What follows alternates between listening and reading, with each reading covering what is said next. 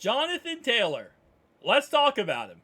Because he's back in the news. If you guys have not been following the saga, let me catch you up a little bit. So pretty much Jonathan Taylor this offseason came out and said, he's happy, he's ready to play, he's ready to get to training camp. He's excited about Anthony Richardson, and he's going out there and going to perform at the top level. Then he fired his agent. He got a new agent, and his tune completely changed. It no longer was, I'm all happy, it's now, I want to get paid. Pay me. I'm on last year of my contract, I want to get paid. Obviously, Jeremy Irsay, not an owner who really plays ball with that mentality, went ahead and met with Jonathan Taylor. They came out of that meeting. It seemed like everything was good because Jim Irsay tweets out, we're not trading him ever, not now, not in the future, never. We're never getting rid of JT. JT makes it very clear he wants to be traded. There was also rumors of him thinking that the Colts were going to put him on a fake injury list or an injury list called getting hurt outside the facility. It's a non-football related injury list where if you get hurt outside the facility, you can void your contract and be put on a list for a year that does not count against the team.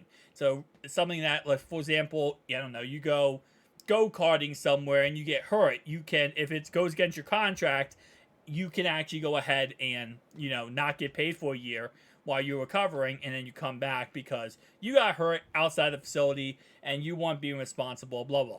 Blase. That is what the rumors were. I'm not sure the legitimacy of that. But after all that, Jim Irsay saying over and over again, we're not trading him. He then comes out and says, well, you know what? We'll trade him for a first-round pick or a package that's worth that much. So now he's putting a value on JT. And let's be honest, because some people don't realize this. Jonathan Taylor, yes, last season he had injuries. He's 3 years in the league. Last season he played 11 games.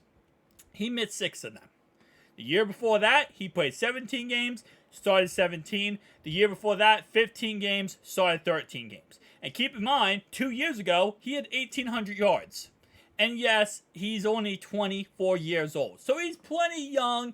And with going into the last year of his contract, he wants to go get paid. And realistically speaking, that should make sense because he's young enough. He's not at the age 30. He's not at that ballpark range. But here's the problem / dilemma, right?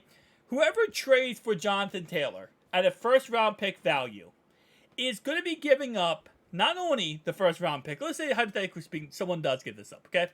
They're going to give this up knowing that they're going to have to sign Jonathan Taylor to a new contract. Because he's not going anywhere unless he is guaranteed he's getting a new contract, right? Because he's just going to say, I'm not going to play for that team unless they give me a new contract.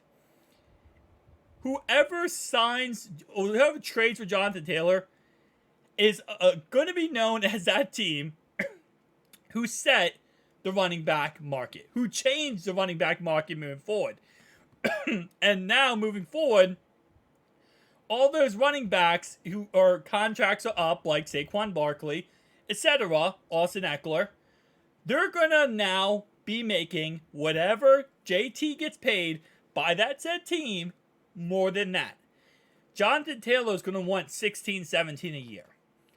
That's a lot more than the 1 year, $11 million Saquon Barkley just got. So he's going to set the market for the future for running backs. Where you get to a point in the future, kind of like how the whole quarterback situation went, where no one wanted to be the second team after the Browns to give Deshaun Watson all that money. No one wants to be that team to get running backs all that money, because then it sets the future principle that, okay, now running backs are going to get paid crazy money. So that's the dilemma right there.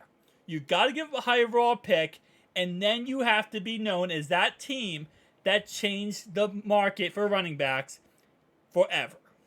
Because I promise you one thing, if JT gets 16, 17 a year, right, and he's probably going to win a multi 3, 4, 5 year contract, and again, I'm just throwing that number out there. It could be 20 plus a year. I'm not sure exactly the number, but if he gets that money, every running back, Austin Eckler is going to say, I'm not signing unless I get more than he did.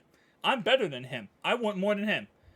Saquon Barkley, he said himself, he thinks he's the best running back in the league. he's going to come out and say, I want more than that guy right there. And it's going to propel itself to a point where one day running backs are making 35, 40 a year. It is what it is, right? Quarterbacks kind of propelled themselves with that, with Kirk Cousins deal, Brock Osweiler deal, Joe Flacco deal, and then etc. It just kind of keeps going up. The next man up, next man mentality.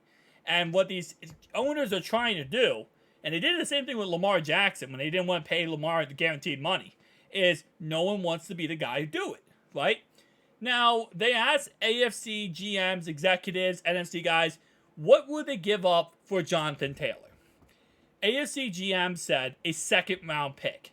And I think, honestly, with the fact you have to give him a new contract, you are going to have to take in consideration, you are that team now who gave him the new contract, and it's going to be record setting. I don't think a second round pick is actually that bad.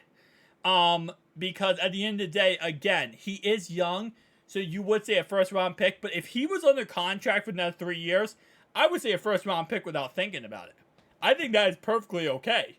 But when the fact you have to work out a new contract with him and go through that process, that's when I kind of look away from, okay, he's worth a first round pick, right? Because again, when you are trading for someone, you do have to keep in mind that you should be looking at the lens of, this guy's going to be fully healthy for us. He's going to come in, go on our team, and play at a very high level. Especially when you look at the injury history of JT. He doesn't have a crazy injury history. Now, if you have J.K. Dobbins, the Ravens guy, who's been hurt the last 2 years, then maybe you're like, I'm not doing that because he might not be healthy. Jonathan Taylor has proven he can be healthy for every single game, except for last season. A third and a fifth, I think, again, I would not agree to that. I think that's undervaluing him, in all honesty. I understand the concept, though, again, that you're going to have to pay him, and that's really where you're going to be falling back on. And again, if he had a contract, all these picks would be higher than they were. Packaging the value of a second or a third, second AFC executive, third or fourth, and a second NFC executive, second or third, less than McCaffrey's trade. Third executive said maybe a day 2 pick, which obviously would be a second, third, or fourth round pick. Third executive said, third AFC executive said third round pick. Fourth said second round pick. Another NFC executive said possibly a day 2 pick. And the last one was a fourth that could turn into a third under play times conditions. And honestly, I think that might be where you see it actually work out. Is if they could give and said, hey, listen, we're going to give you a third round pick, but if he plays every game for us next season, this will turn into a first round pick. Or something like that. Or like he has to play 2 seasons. That's kind of how the Packers and Aaron Rodgers with the Jets trade worked. When they traded Aaron Rodgers to the Jets, they said, okay, we're going to give you, I think it was they changed first round picks, so they moved up 2 spots. Then they also gave Aaron Rodgers, and they gave a second round pick next season that says, hey, listen, if Rodgers plays this amount of games this season, that becomes a first round pick.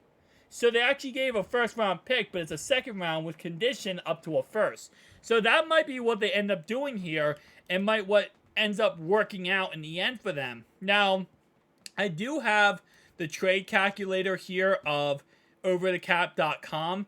And overthecap.com values Jonathan Taylor here as a equivalent, I would say, of a 5th round pick, which I don't agree with at all. I mean, they have him at literally less than a 5th round pick value-wise. So I'm not sure why this website did this, or what the value, why they put it at this value.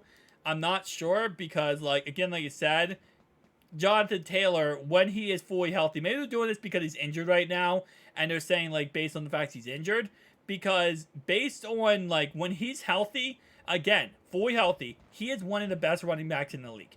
By far, one of the best running backs in the league, and it's not really a comparison, in all honesty. That's how good Jonathan Taylor really is. So, again, like I said, and also might be taking effect the contract situation, because if you trade for him, right, You're technically only getting a 1-year rental if he doesn't sign a new contract.